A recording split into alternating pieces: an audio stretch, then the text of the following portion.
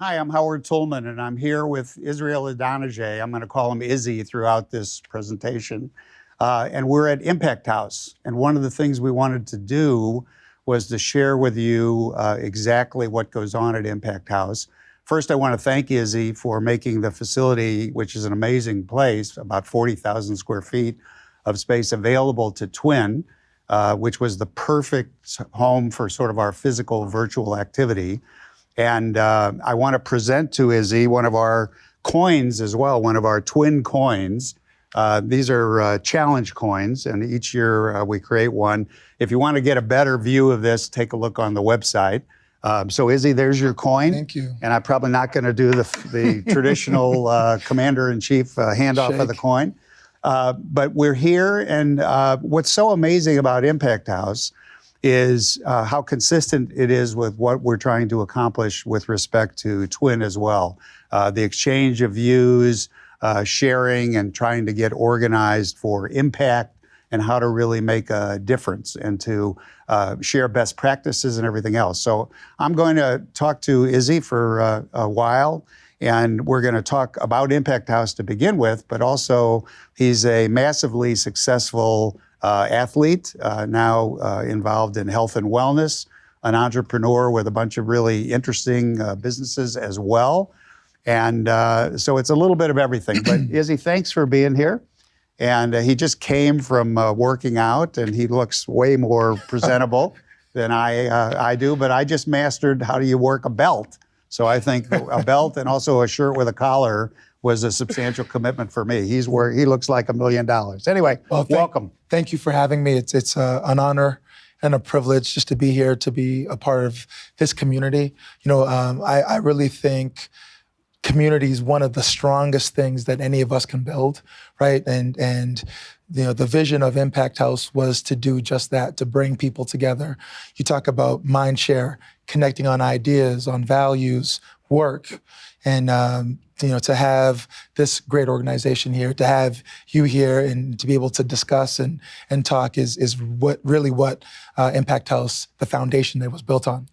So one of the things in this virtual world that's, of course, interesting is, you know, I think of Impact House as sort of 1871 for founders, for philanthropists. But, you know, in doing this new world, we've had to make a lot of adjustments and things. Talk to us about what the plan is going forward for physical assembly, for sharing, for everything that's going on. Yeah, you know, I think, you know, it's although challenging, it's been a little bit of an opportunity we opened up in March in the midst of the pandemic, right? So to now really have that operation, and like, how do you run a space with social distancing? We have 40,000 square feet here. Right now, today, we have about 200 plus members. And, you know, now we're kind of building, what does the future look like as far as if now thousands of members are in this space, how do we allow everybody to still be comfortable, to communicate, to connect? And although I do think when there is a vaccine and the world changes somewhat back, you know, I don't think we'll ever be how we were, but the new normal kind of kicks in. You know, we'll be able to put systems and things in place to, I think, again, although, you know, the last few months we've all as a community made a pivot, I think people still want to be around people. People still want to connect. And thankfully, you know, with this 45,000 square foot space, we have a mix of these 4 lounges where people can kind of still meet. Everything will still be spread out. And then we have 65, 70 private offices, phone booths, lounges, conference rooms, plenty of breakout space that allow people to kind of just scale down and get away if they need to. Yeah, and I think actually amazingly, you're already getting sort of maxed out in terms of the offices. I mean, yeah. Tremendous demand, tremendous interest. You know, yesterday we had Brian Collins, and one of the things that, is it Brian Collins? I don't even remember. In any event, he was talking about this idea of you still want to come to a place. And what I loved about what he said was it's not the organized, it's not the structured stuff, it's the serendipity. It's the bumping into people at the water cooler and sharing opportunities about what's going on in your life, not necessarily your business. And I know the original design here with the bar and with all of the different lounges, as you said, was to create a lot of different environments where sharing could go on. Best practices, trying to figure out the best way for some of the people to improve what they were doing. And I think that's exciting. I think also you're going to have a lot of different kinds of content too. So tell us about that. The work is the work, right? In anything that any of us are doing, like the work is the grind. You got to wake up and swing the axe and just keep grinding and working in any vertical or industry that we're in. I think the magic comes into place in those casual conversations, the laughs that you have, the things that happen in the office or in the community that aren't necessarily related to the grind. To me, I think that's like the glue and the gel, the magic, the culture, right? I was fortunate to be a part of a team for so long. What team was that? Well, the Bears. Go Bears. Great job, 2-0 to start the season. If you're a Packer fan, I still love you. But culture in any company is so important, right? And that's how you win. That's how you achieve your milestones and grow. And, for us, it's just really important to really facilitate those conversations. And narrative is a big part of that. The narrative, the stories you tell, the way people read about your brand or your organization. So that's why we'll have these content rooms and we'll have spaces and we'll be teed up to allow people, organizations and members to tell their narrative, to tell their stories. We love to share their stories. How are they giving? How are they changing the world? What have they learned, right? How are they pivoting? And again, sharing that with everybody and that narrative and how it's shared is so important, I think, to the culture we're trying to build here in Impact House. And Impact House is a small piece, right? It's a microcosm of what I consider to be the greater city. All of the organizations are 200 members, 15, 16 organizations serve Chicago, right? They wake up every day and they focus on how are we gonna solve the gaps and the issues in education, in homelessness, in food and shelter, right? In different immigration reforms. You talk about right now a big hot topic, inequity as far as racial justice and all these things in our world.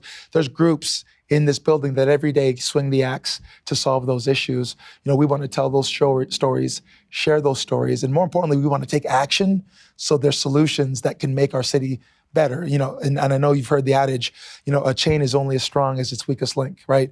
The focus of Impact House and our members and the organizations here, how can we strengthen the weakest links in our city, ultimately to make Chicago a stronger city? Right.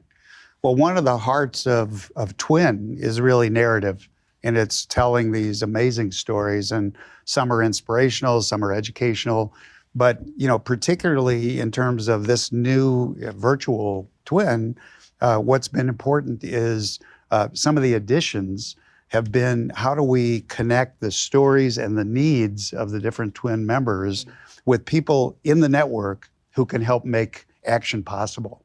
And I think some of the stories that we've already heard and that we'll hear through the rest of the sessions are about how accidental meetings, connections, networking, it's all really critical. And you can do a lot of that virtually. It's not easy, but I mean, it's a process that you have to work at. If you're willing to work at that, we sit here with people that are resource rich, that are talented, and bringing them together with the needs and turning those into action is really the heart of what we're doing. Talk about some of your other activities. Talk about, I think of you more as a crazy entrepreneur than as a, I don't know what, a philanthropist, period. So talk about some of those. I've been so blessed and fortunate. As a young athlete, I had one of my mentors really press the point of figuring out life after football before retirement. And that I happened to be in a meeting or in a situation where I heard one of the former Bulls calling for sponsorship, in financial trouble, and I was a fly on the wall. And that moment of distress for that athlete just really turned the light on. Like, I got to figure out how to generate revenue outside of just tackling and making plays on the football field. Right. And you do that by growing companies, right? Like, and having ownership in meaningful things. And it was a rough journey as a young entrepreneur, just baptism, by fire. I jumped in, and one of the most exciting things that we were able to do is we bought a pre-filled manufacturing business, communion cup manufacturing business in 2009. And we've grown that to now be a world leader in that space. If you don't know what a pre-filled communion cup is, it's if you go to a church, it's a cup with the juice or the wine, a seal, the host, the bread, and another seal. So it's pre-packaged. Perfect for it's COVID. it's perfect for COVID. Perfect for pandemic. It's and it's been interesting. Since March, we've talked to almost every church and organization globally around communion should be, taken in a way that's sanitary, touchless, not shared cups, sipping from what you've sipped from. And so since March, everybody's been like, oh, you know what? Like you were saying about pre-filled, we'd love to learn more, and the business has done really well. I also grew up loving comic books, so we have a company called Athletic Comics. We produce narrative-driven stories using comics and entertainment, taking the brand of the story of the brand and turning it into just narrative that their fans can connect with, primarily in the sports space. If you've seen anything that the Bombers did over the last 2 years, right. It's been just a great project. So, one of the things when we talked maybe a year or two ago, you were also talking about trying to organize and provide services post-career for a lot of the athletes. Yeah. And how's that going, and how has that worked out? Oh, it's been awesome, and that specific journey of really building a infrastructure that will help an athlete, for a young guy, enter, really focus on your main source of income, your main business, which is making plays on Sunday. Right. But setting some time aside every week, one day is what we're asking, to start to transition. And it really starts with learning your skills, your gifts, and what you're good at, what you're interested in, and then connecting. I mean, as an athlete, whether you're in any of the majors, baseball, hockey, you have the opportunity is the network, right? To get a sit down. When I started Blessed, I was able to reach out to people like the guys at the family at Mullins Foods. I mean, legacy manufacturers. I'm just getting started. They literally showed me how to run a manufacturing business, right? That, as an athlete, that's the opportunity you have. And for us, you can open doors. That's it. Because of the brand and because of the reputation, but then you have to deliver. And then you got to deliver, and then you just take everything you learned in sport, the hard work, the dedication, the repetition, the work. Take that into this new industry and be patient, as well as building a company, starting something new is difficult. It's hard, and you just got to keep step by step, inch by inch. But that transition plan, it's coming. Impact House is a part of that. As you know, a lot of athletes always want to give. They get that first big contract, they want to start a foundation. Now with Impact House, it's like, you want to give, come here, learn what's happening. Here's a cookbook or a playbook so that they don't hire their best 3 homies and 2 other friends and manage to accomplish nothing, right? Exactly. So we're really excited, and when that full kind of program is together, we're really hoping it'll help change the lives of some of these athletes and position them as entrepreneurs from day one as an athlete. Yeah. Well, that seems to me to be really a lot about what's going on here, which is it seems foolish and wasteful to reinvent the wheel. That's it. And there's nothing new about creating a foundation. There's nothing new about starting a business. So sort of a cookbook, playbook is really going to be critical going forward. So I guess the last thing is, tell me about the fact that you've lost 90 or 100 pounds, and it's probably not from starving in the pandemic. Yes. So what have you been doing in that regard? Yeah, so we launched a company called Restore, RSTR, and just the notion of, one, can people transform their bodies with 30-minute workouts, right? So we put together a program, a protocol focused on endurance, strength, nutrition, and it's really about just meeting you where you're at. And again, brick by brick, just slowly transforming your body. I put myself through the program first. I've lost over 90 pounds. We have over 200 members, 100 physically, and the rest virtual all over the country, Brazil and world, Brazil, Netherlands, that are just putting in the work, working out with us daily and transforming their bodies. And I always say, in whatever you're building, if you're your best self, if you build yourself to the best self, that allows you to be better for your company, for your family, for your work. Sure, if you're fit, you're going to be performing across the board better. 100%. Just no question. Well, yeah, you're just a shadow of yourself. I mean, what can I say? It's very impressive. All right, listen, we're going to wrap up. Again, for all the twin members, these will be in the mail, the coins. Izzy, thanks for taking the time to join us. Congratulations on this amazing place. And I'm going to get ready to say goodbye, thank you, and turn it back over to Rob. So again, Twin forever. Thank you. Izzy, you've started businesses that resonate with you. You said swing the axe. And we don't say it like that, but maybe we should start saying it like that. At Twin, we don't pick the mission or the purpose. We try and amplify your mission or purpose. And I heard, Izzy, some of the things that resonate with your life and your interests, communion and comics. So you built companies around those two things. Now, I'm a little suspicious that maybe Izzy was in church as a kid reading a comic book, but let's just let that lie. So here he was swinging the axe at stuff that was interesting to him and has manifested in the world. And so I urge all of us to think about that, think about his example as we think about the purposes we take on in the world.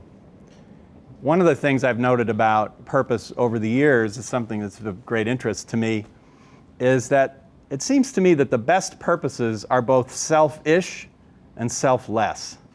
That might sound contradictory, but it's not. A great purpose certainly is for others, is for the world, is for other people, communities, to make the world better, as they say.